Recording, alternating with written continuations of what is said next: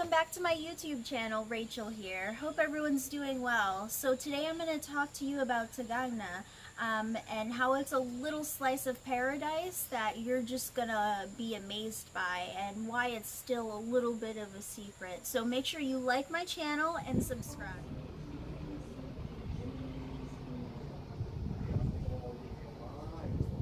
Talk to you about Tayrona, and where Tayrona is located is in the Caribbean side of Colombia.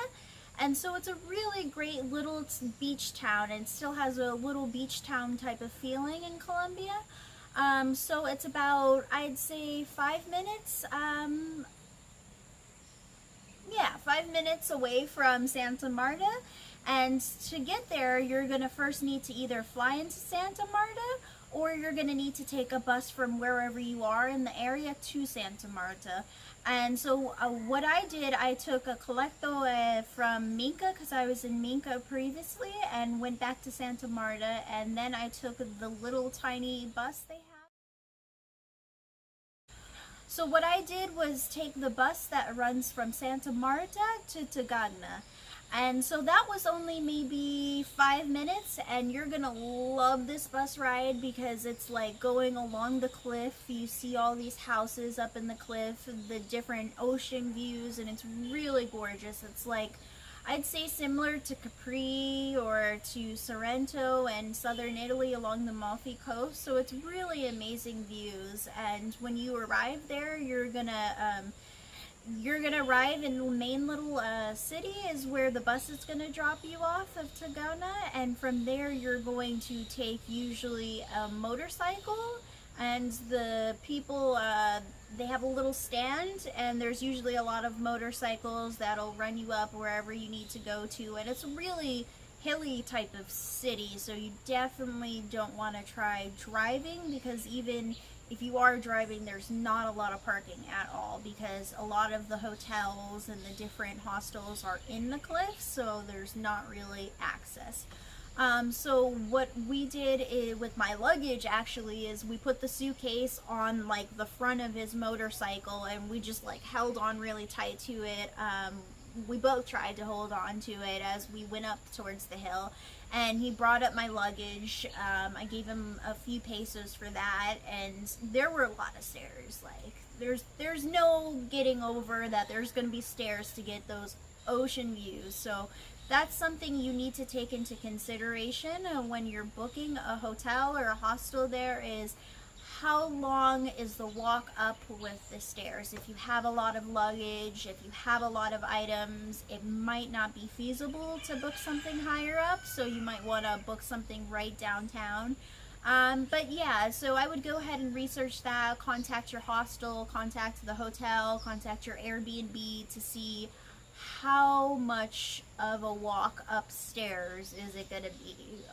Sometimes they downplay it, but yeah, just do your research, because I was shooketh when I went up these stairs, but the view was highly.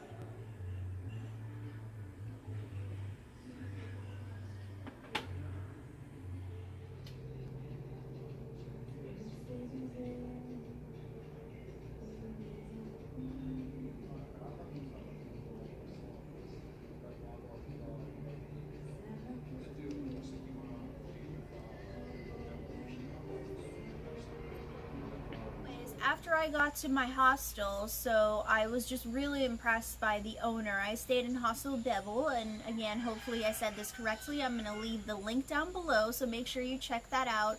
The owner was super, super sweet. I was violently, and I'm not even exaggerating, violently ill from what I think either was food poisoning or just I had some really bad water, because I'm going to be very honest with you. The water system is not at all similar in Colombia as it is in Costa Rica, and some places like Medellin, Bogota, the water's fine, no worries, but I was in Minca previously, and the water there is not really portable. So I don't know what I might have ate or drank, but it definitely probably had to do something with the water. So anyways, I arrived here. I was violently ill. I was trying not to get sick my whole trip through Minca down to Santa Marta. down to Tayrona. So I got there and he was just like so warm and like so friendly, showed me around, asked me if I needed anything, gave me a list of the restaurants that do deliver, which is a lifesaver, so you don't have to go into town. So also another thing is to check if your hostel or your hotel has an on-site restaurant, or they do have someone they work with that delivers food, because again, if you're going up all these stairs, you don't want to go back down into town if you're tired, sick, or exhausted. So anyways, so it was about 2 days, I'd say, of just solely being in the hostel, like barely being able to eat, finally trying to get some food, having food delivered. He was so nice. He had the pharmacy deliver me some medicine, and it's relatively inexpensive in Colombia to have these delivery services and have the food delivered. So for an average meal, we're talking maybe $5. The delivery fee, maybe $1 or so. It's really not that much. So it was really nice to have this convenience. So the owner just made my experience all over a lot better, even though I was completely sick. Asha puppies, where are you guys going? Senor.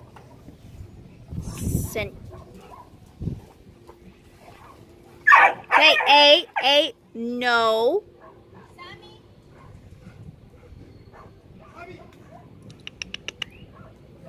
So from the hostel, the owner told me that instead of actually trekking to the national park, taking the bus there, paying the entrance fee, going from the entrance to an hour to the national beaches, that I could just instead go to Playa Cristal.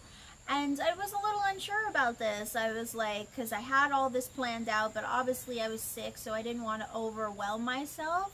So he suggested this, and I was like, okay, let's go ahead and do this. And so what he did is he arranged for a motorcycle to come pick me up, and it takes you right to the port of Tayrona, right by the beach, and it's a speedboat, and it has maybe room for 20 people or so, and it takes you right out on the water to the national park.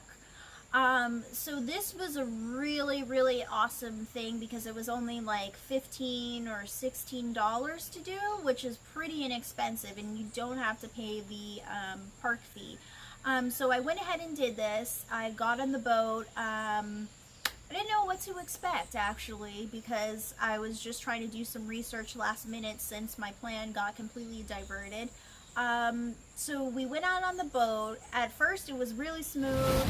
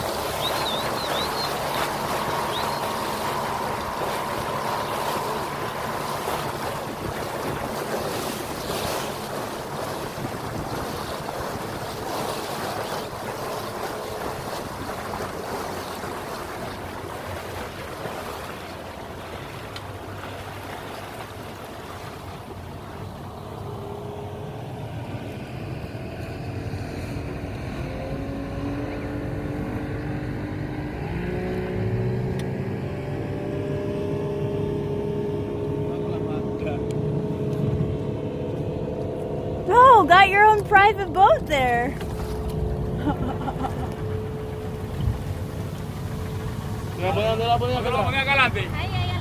Your own private boat.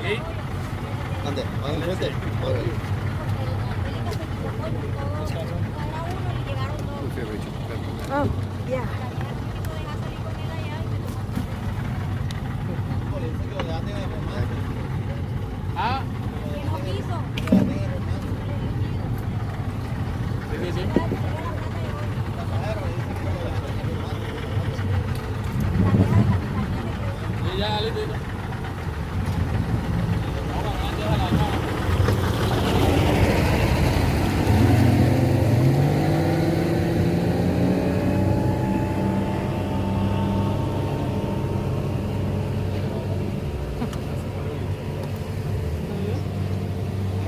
puede hacer la siguiente banca, amigo.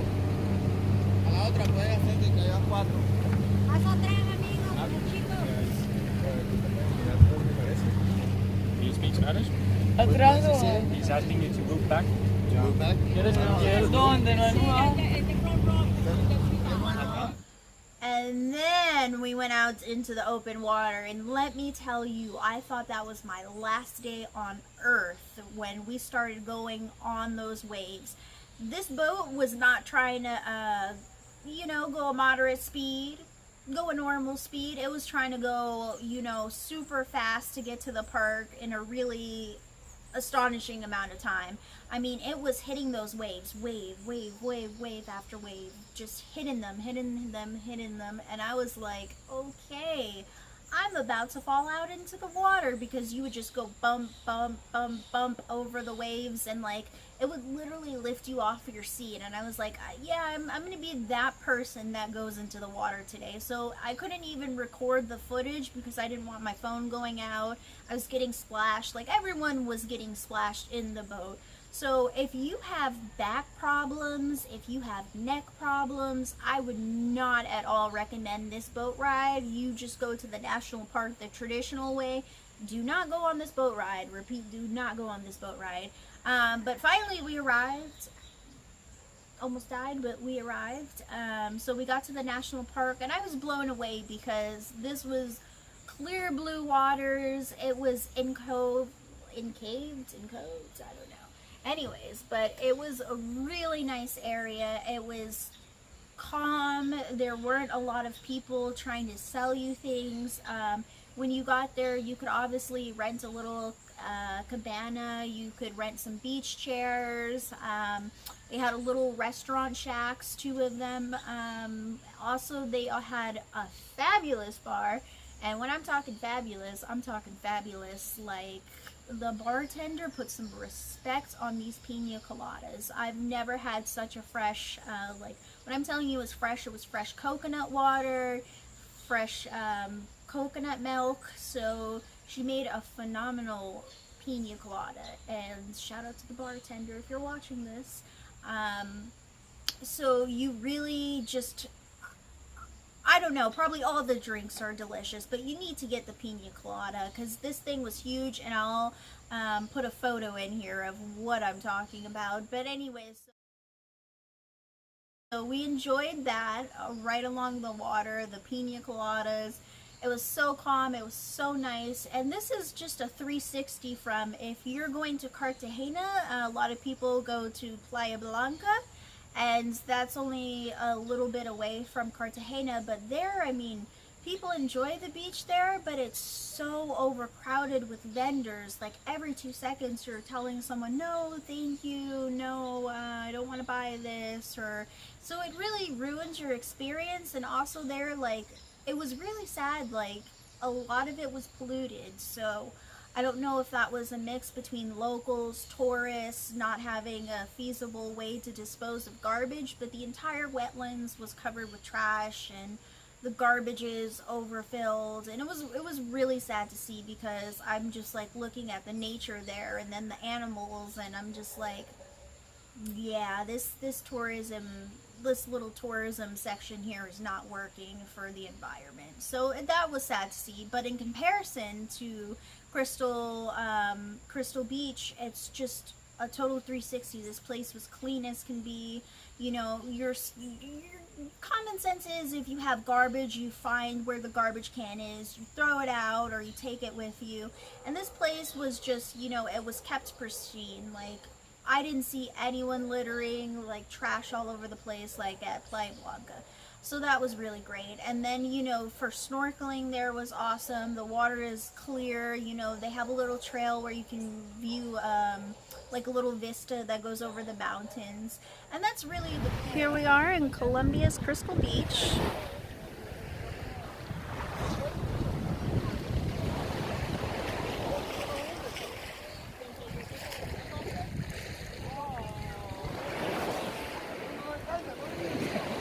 Do you want a picture? Oh, yeah, that would be great.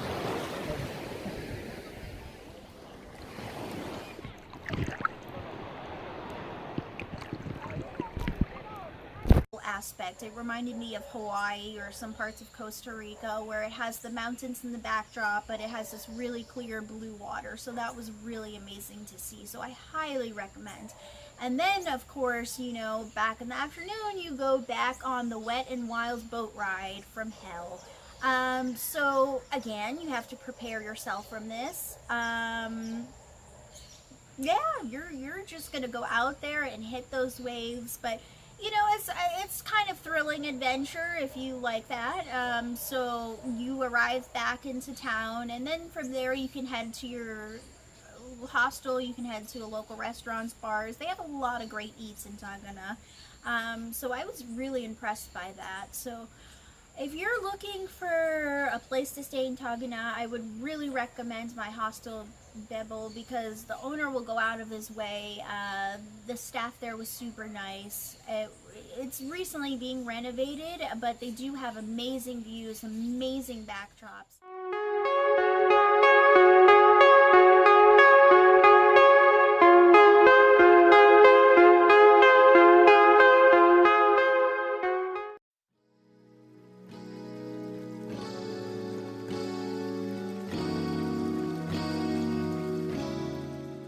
Only $30 for 4 nights, so that was pretty impressive for what you get. And I'm talking about, you're gonna get like astonishing ocean views, not mediocre, but you're gonna get huge panoramic views. So it was really amazing to see. I highly recommend going to Tayrona if you're in Colombia, to go that way. And most people do head out that way for the national park, but this is the little laid back version of not having to stay in Santa Marta. And because Santa Marta is like, you know, any other big city, so you're gonna get more of a little laid back feeling from Tayrona, and it's only about 5 minutes away, so I would highly recommend it.